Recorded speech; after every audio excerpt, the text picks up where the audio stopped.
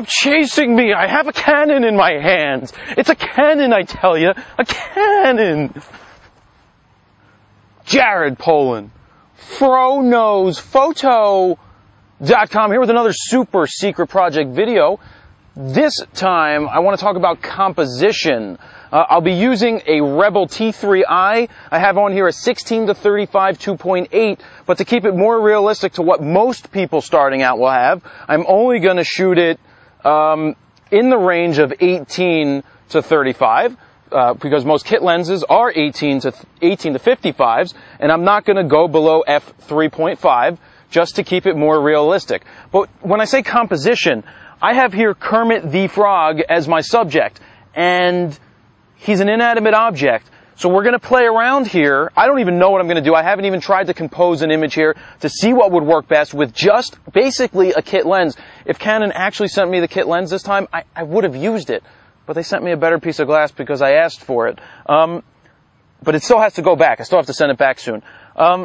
So what I plan on doing here is just going through different angles, taking pictures and showing you what they look like to see how I'm changing up the composition, changing up my angles, seeing what works best. Because the best way to learn your composition is to actually go out and see it and do it.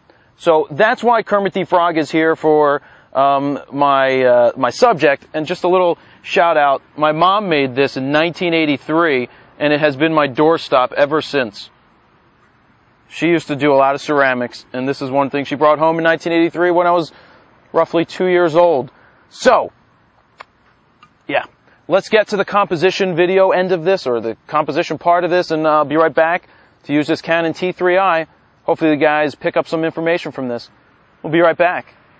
Alright, so we're back now, T3i in hand, and this is about seeing and feeling the image. Sure, there's not much going on here. I just have Kermit the Frog sitting over there, and I have to find the image.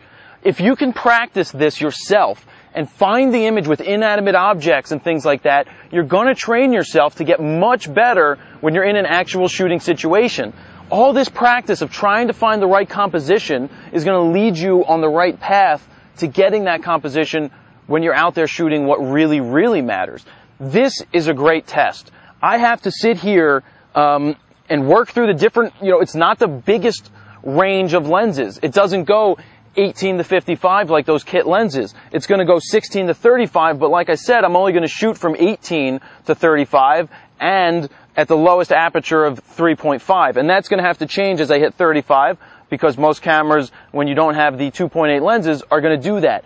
But what I'm going to do here is try to find the image. I'm just going to move around and search for it, and we're going to pop the images up on screen as I shoot them to see what we're getting, and then see if it's good composition or bad composition. So, really, sometimes people start out and they shoot like this. So let's see, that's at 35. Fully standing up, shooting the child or whoever down at a low angle, and it looks like this. What could you do to make that better? First things first, if this is my subject, I'm getting down on my subject's angle because this is how you want to photograph a child. Or a subject on this low angle. Boom. Let's see what this looks like. There you go. Now right now I'm in aperture priority. We're not going to worry too much about the exposures right now because this is all about composition. So there's, oh, I thought I had a bug on me. I don't like bugs. There's the first image, not very interesting. There's the second image, getting even better. I like that angle. Do you see what I did? I threw them off to the right-hand side. Now let's put them right in the middle.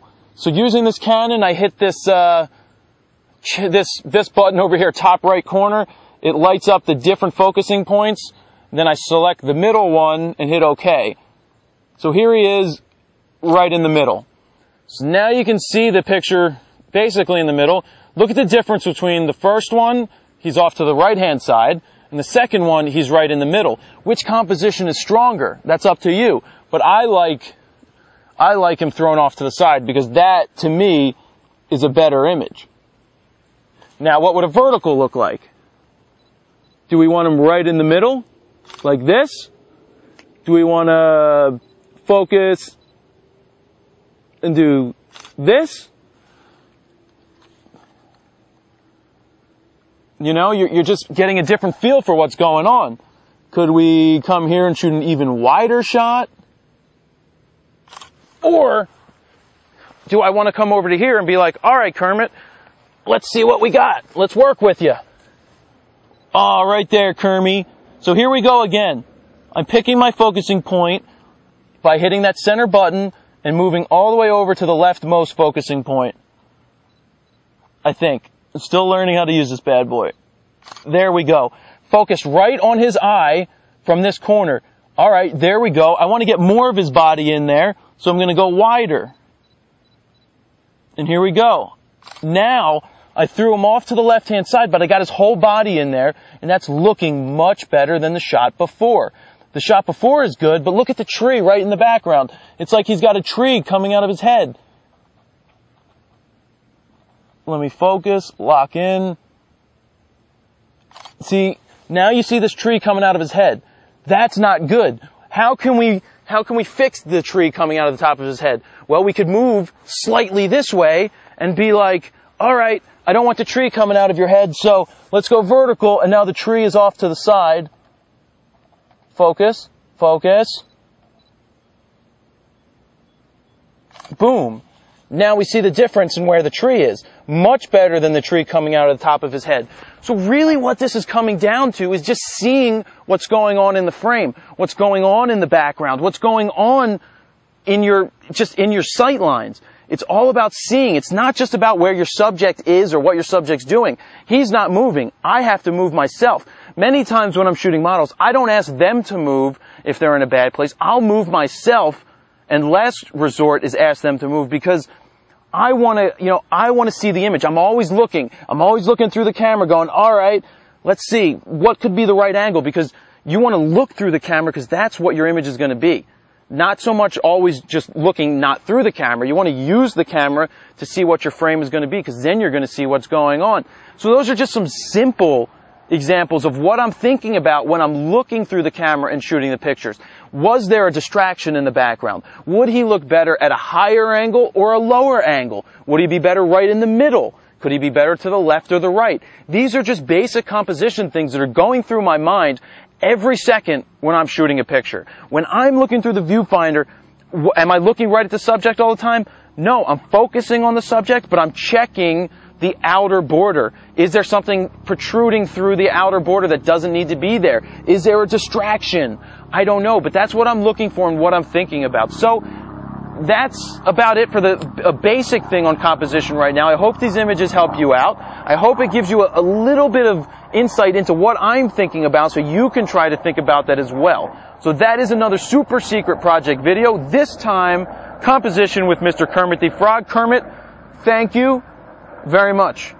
Jared Polin, FroKnowsPhoto.com.